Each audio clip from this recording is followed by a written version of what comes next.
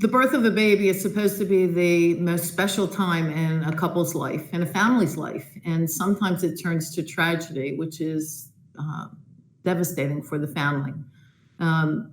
When a baby has suffered a hypoxic brain injury or other birth injury, the needs for the child can be extraordinary. These are beyond what medical insurance would pay for. There could be care for the future, even when the child becomes an adult, depending upon the nature of the injury. Some of these cases are preventable birth injuries. If you seek counsel, counsel should be able to gather the records and try and get answers for you. And that's what we try and do at our firm.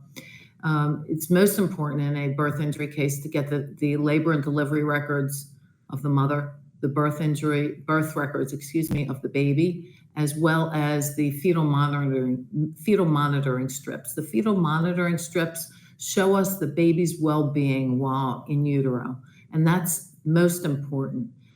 If there is something that's happened, a cord that might have wrapped around the baby's neck, you would see signs of distress on the fetal monitoring strips. There are all different signs that you can see of an emergent situation if you're reviewing the fetal monitoring strips, and so that's why those are particularly key. In my firm, what we do is we gather all of the records. We gather the fetal monitoring strips, the labor and delivery, and the birth records of the baby, and we review all of those with the wealth of experience that we have over the years. We only handle catastrophic injury cases in my firm. And then we send the records if we think that there might be something viable, a case to pursue. Then we send it to a very well-respected medical expert to review. This doesn't cost any of our clients any money. We handle all of our cases on a contingent fee basis, as most lawyers that do handle significant catastrophic injury cases do. So therefore, it doesn't cost you anything to go to seek counsel, to try and get your answers, to try and get your closure as to whether something did happen that was preventable. Should this have happened to your baby? And if it was preventable, then there might be an action to pursue.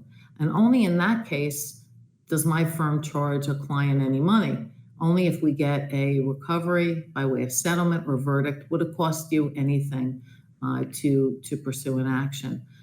Otherwise, if we review a file and I tell you it's not anything that we could handle, you don't pay us anything. But you do get at least some solace, some closure, answers to your questions, which I think is most significant to any parents that have a tragedy that might befall them with regard to either the birth injury of a child, or even the worst, the death of a baby.